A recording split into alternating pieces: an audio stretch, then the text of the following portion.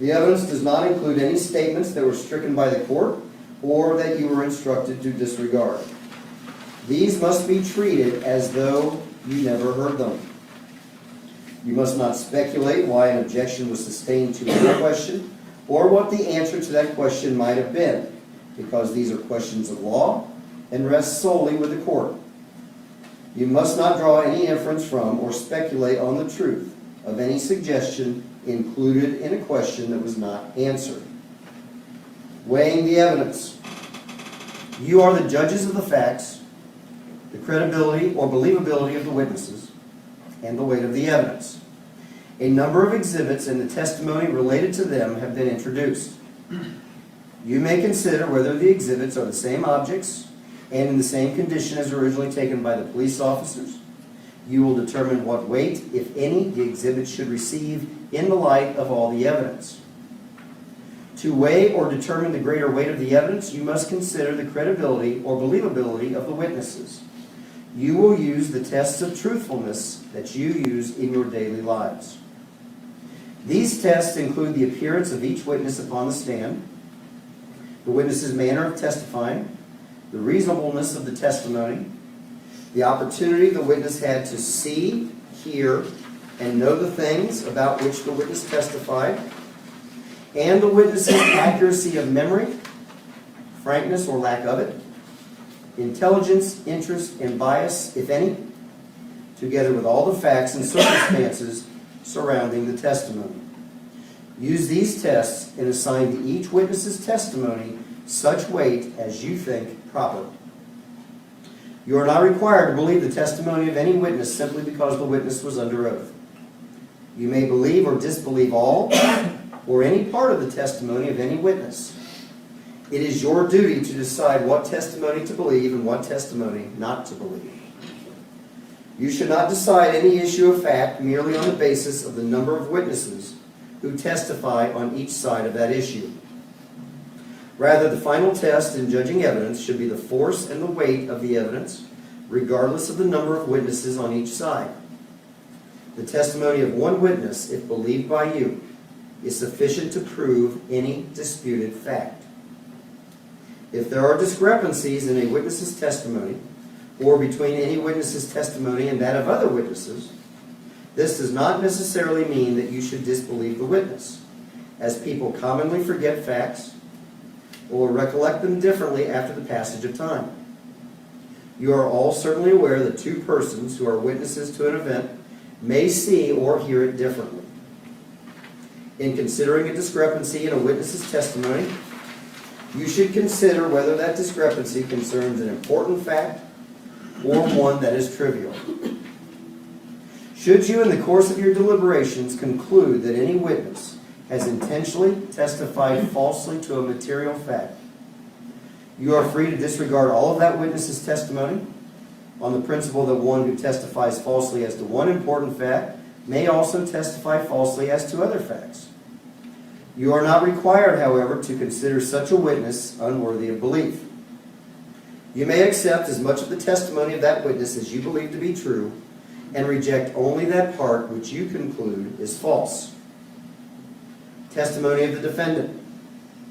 The testimony of a defendant is to be weighed by the same rules that apply to other witnesses. Opinion testimony from an expert witness. Generally, a witness may not express an opinion. However, one who follows a profession or special line of work may express his opinion because of his education, knowledge, and experience.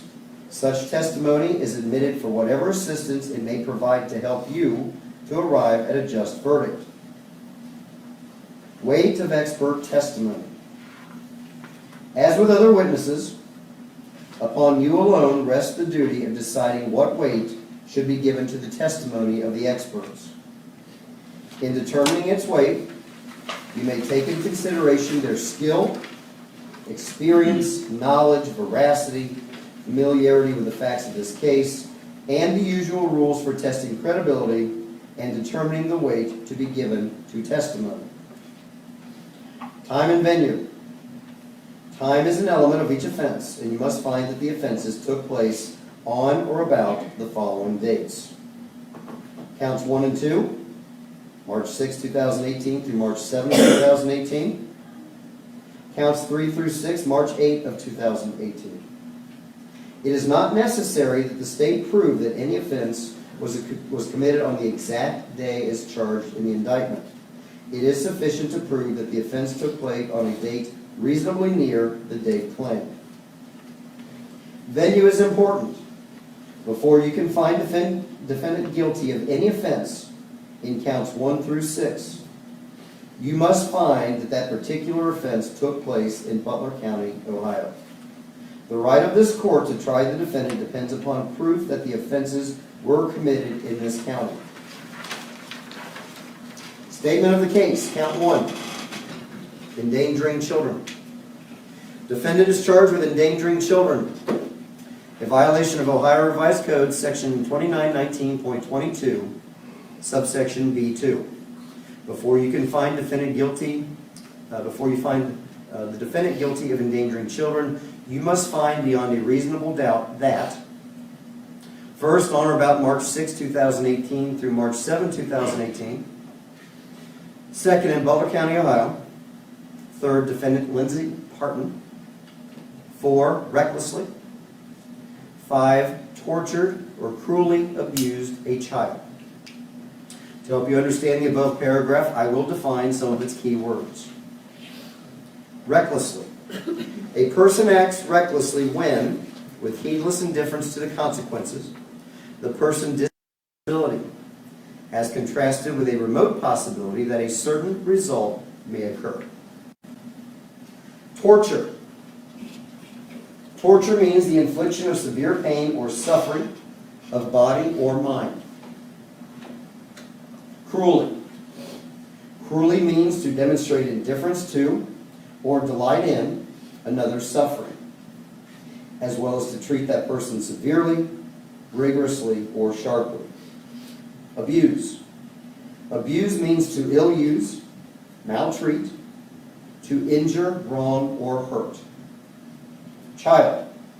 Child means a person under 18 years of age or a mentally or physically handicapped person under 21 years of age.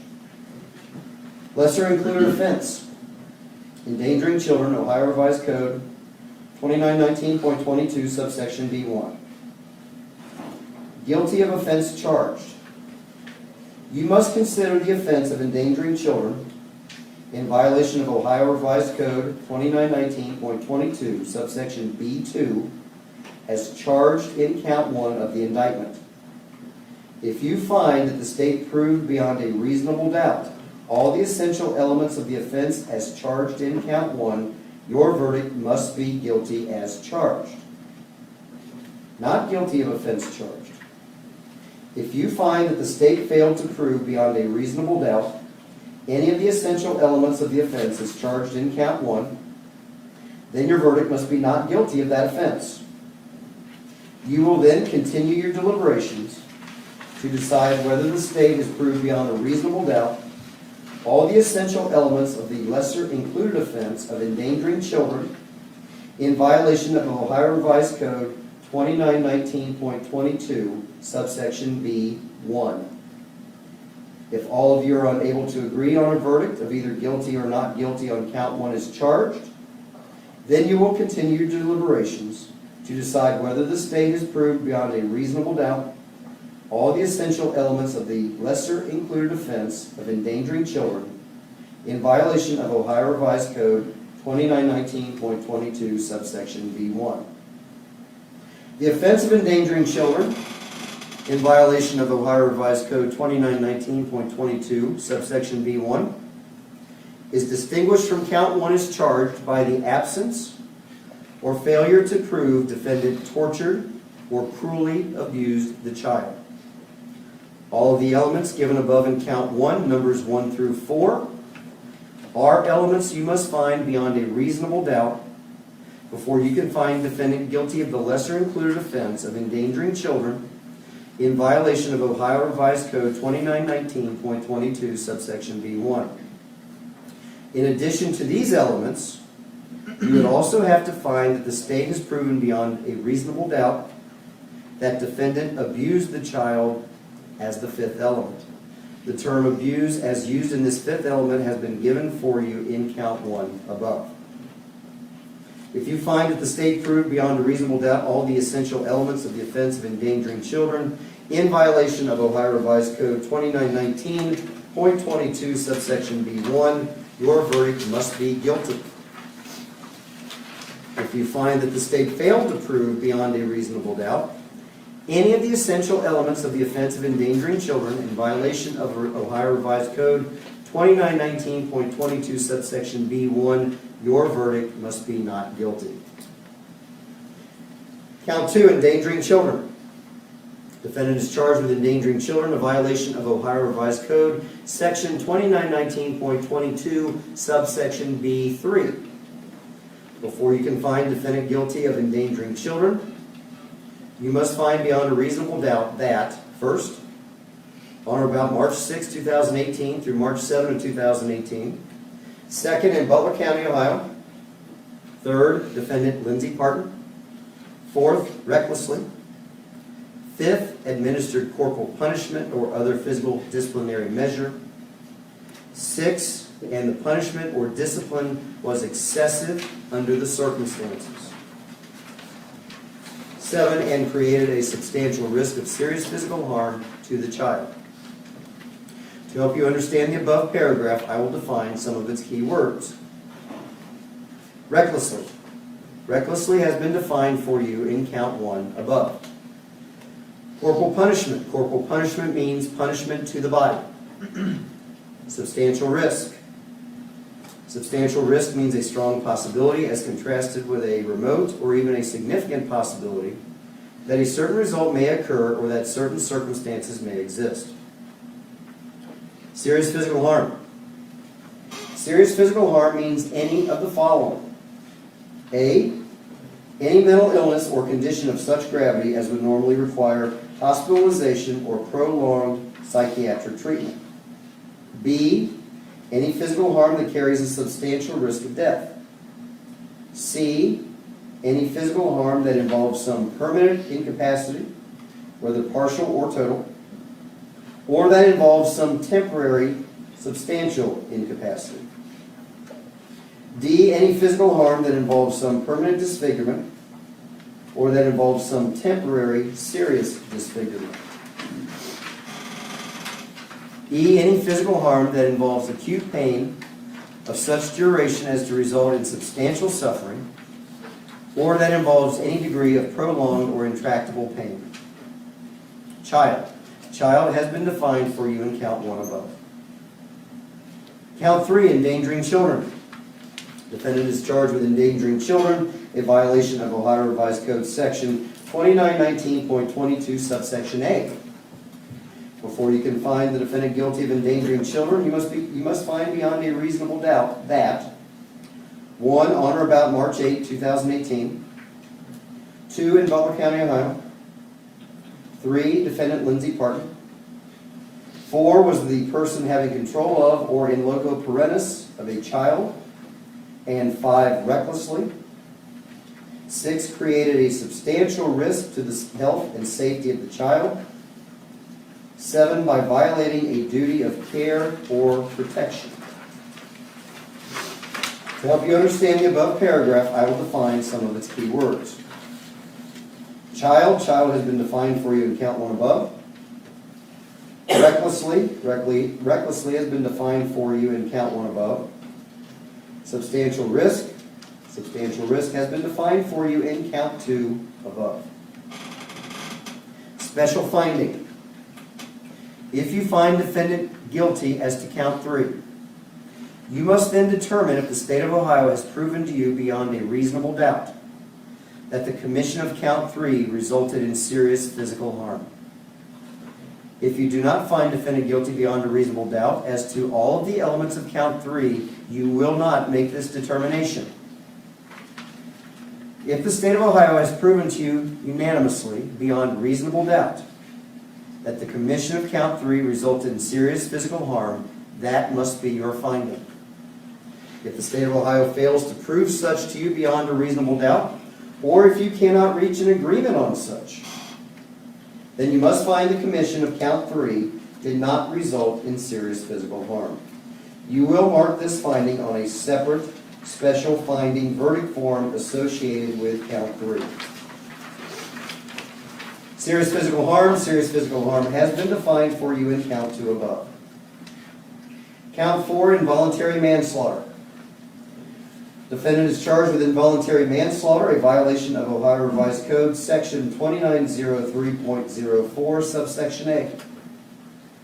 Before you can find the defendant guilty of involuntary manslaughter, you must find beyond a reasonable doubt that 1. On or about March 8, 2018. 2. In Butler County, Ohio. 3. Defendant Lindsay Partin. 4. Recklessly. 5. Caused the death of H.W. 6. As a proximate result of committing a felony offense, to wit, felony child endangering in count 3. To help you understand the above paragraph, I will define some of its key words. Recklessly. Recklessly has been defined for you in count 1 above. Cause. The state charges that the act of the defendant caused death to H.W. Cause is an essential element of the offense.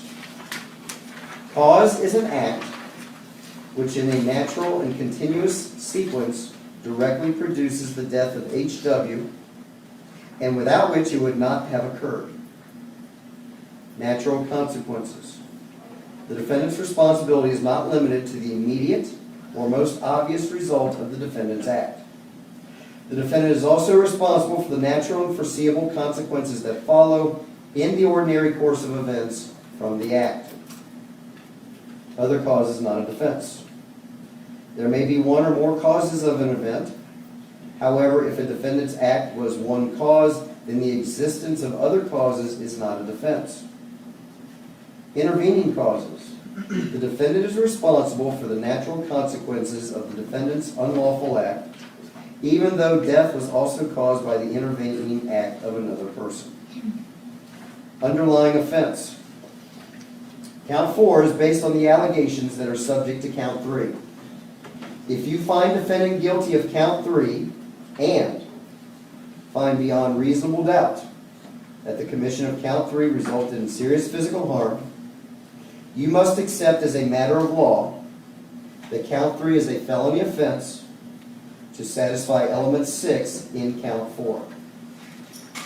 If you find defendant not guilty of count 3 above, you must find defendant not guilty as to count 4. If you find defendant guilty as to count 3 above, but do not find beyond a reasonable doubt that the offense charged in count 3 resulted in serious physical harm in the special finding to count 3, you cannot find defendant guilty as to count 4. Count 5, endangering children.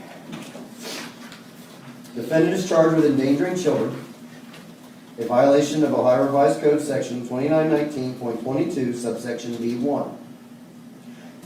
Before you can find the defendant guilty of endangering children, you must find beyond a reasonable doubt that 1. On or about March 8, 2018. 2. In Butler County, Ohio. 3. Defendant Lindsay Partin. 4. Recklessly. 5. Abused a child. To help you understand the above paragraph, I will define some of its key words. Recklessly. Recklessly has been defined for you in count 1 above. Abuse. Abuse has been defined for you in count 1 above. Child. Child has been defined for you in count 1 above. Special finding. If you find defendant guilty as to count 5, you must then determine if the state of Ohio has proven to you beyond a reasonable doubt that the commission of count 5 resulted in serious physical harm. If you do not find defendant guilty beyond a reasonable doubt as to all of the elements of count 5, you will not make this determination. If the state of Ohio has proven to you unanimously beyond reasonable doubt the commission of count 5 resulted in serious physical harm, that must be your finding. If the state of Ohio fails to prove such to you beyond a reasonable doubt, or if you cannot reach an agreement on such, then you must find the commission of count 5 did not result in serious physical harm. You will mark this finding on a separate special finding verdict form associated with count 5. Serious physical harm has been defined for you in count 2 above. Count 6, murder. Defendant is charged with murder, a violation of Ohio Revised Code, section 2903.02, subsection B. Before you can find the defendant guilty of murder, you must find beyond a reasonable doubt that 1. On or about March 8, 2018. 2. In Butler County, Ohio. 3. Defendant Lindsay Partin. 4. Recklessly. 5. Caused the death of H.W. 6. As a proximate result of committing a felony offense of violence of the first or second degree, to wit, child endangering in count 5.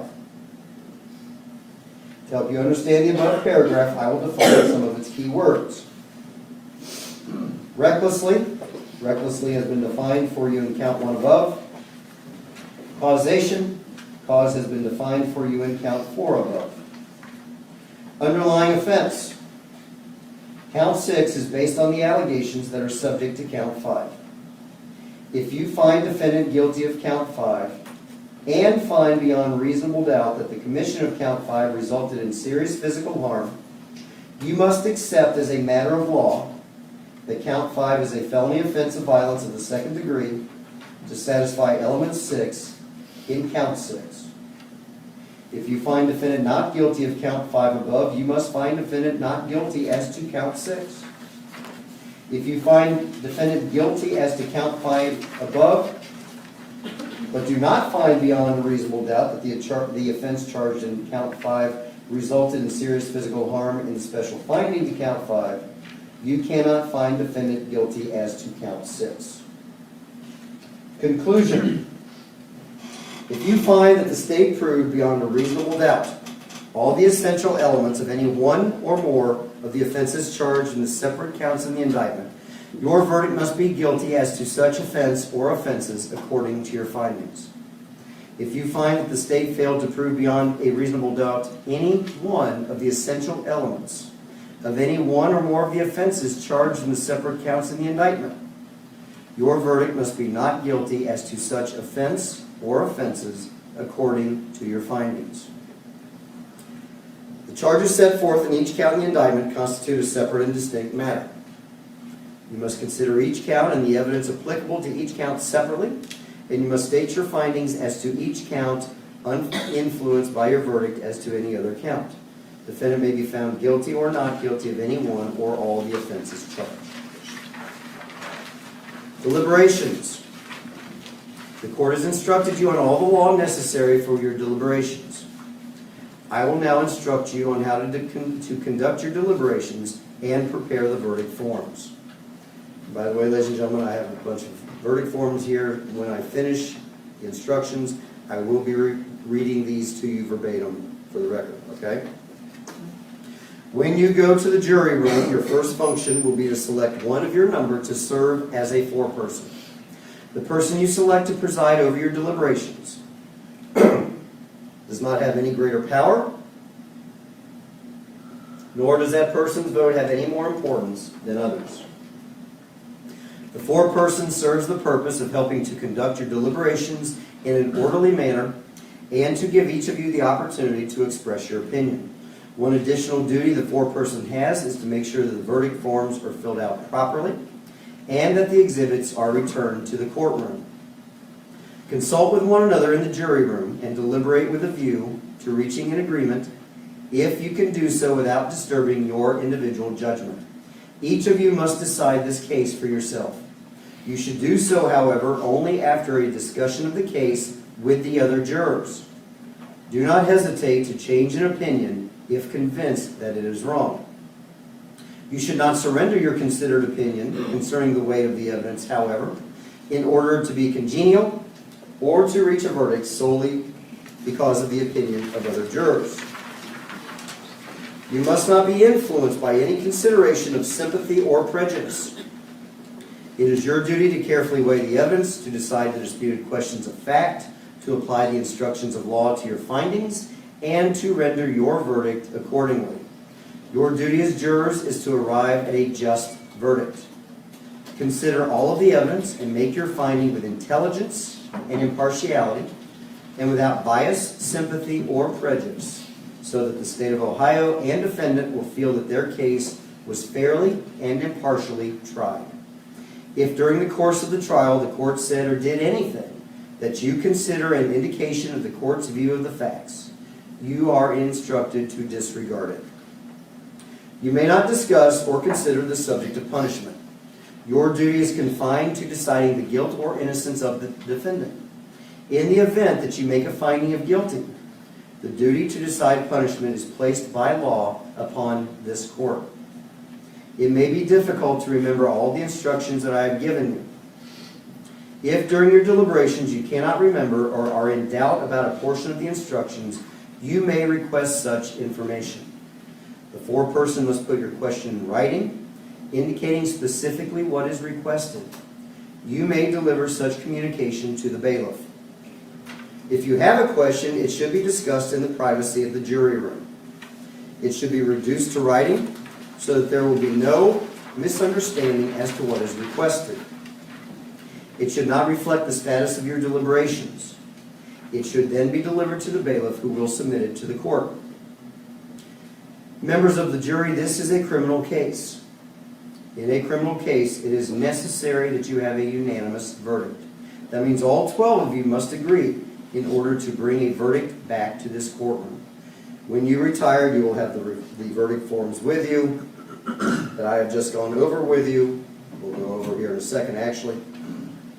When you have reached a verdict, you will complete the forms that correspond to your decision and sign the verdict forms in ink.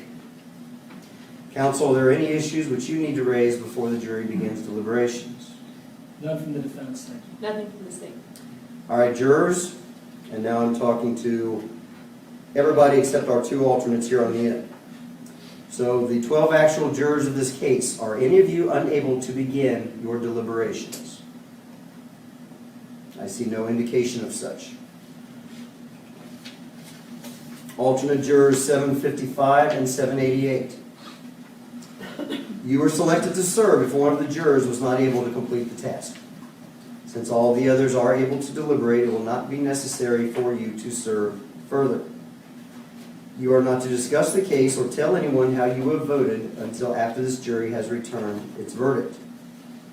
In just a moment, you are going to be excused from any further service. Now, a couple of caveats that are not in the jury instructions. Ms. Wilson is going to collect your phone numbers.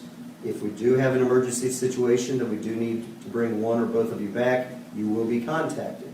So, because of that, that's why we instruct you cannot discuss this case until it's final and the verdict is in, and etc. Okay? So you are still under your admonitions. However, for today's purposes, you are excused from further service. Trust me, I know you've paid a lot of attention to this case. I thank you for the time and attention that you have devoted to this matter.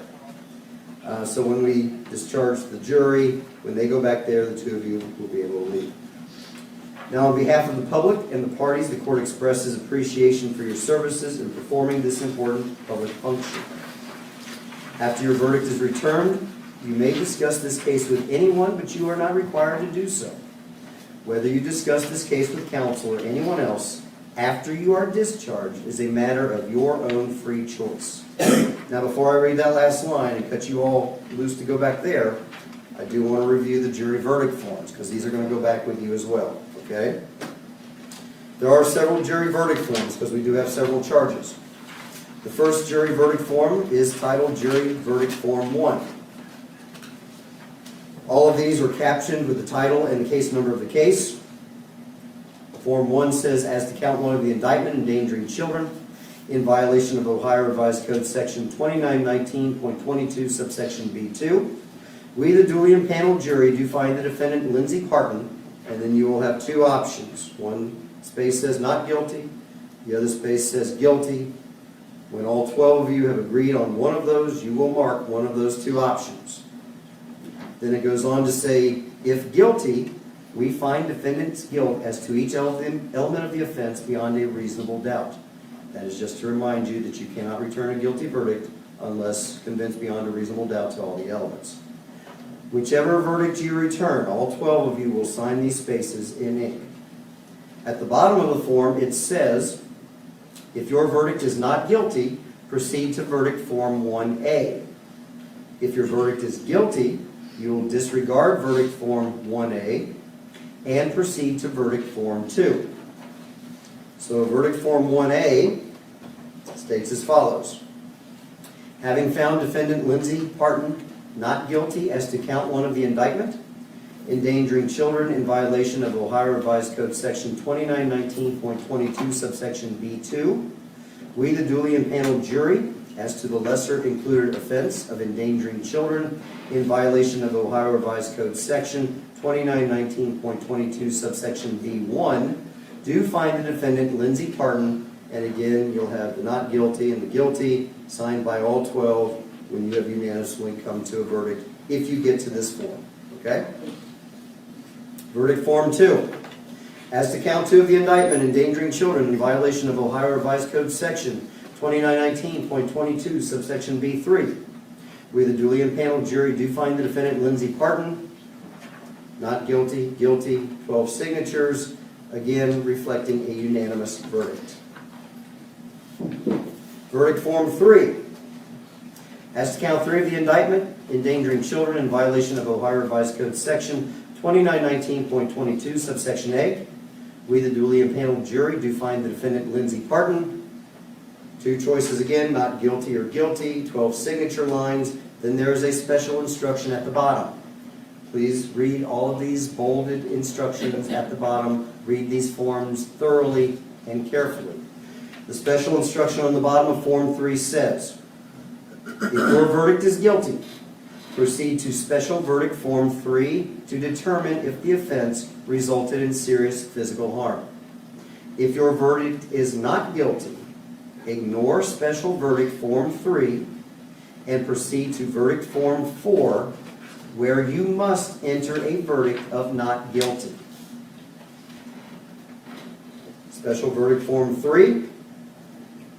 As to count 3 of the indictment, endangering children in violation of Ohio Revised Code section 2919.22 subsection A, we the duly impaneled jury, having found defendant Lindsay Partin guilty, do further find, and then you've got 1 sentence here with 2 blanks. You will fill in the appropriate blank. The offense did not or did result in serious physical harm.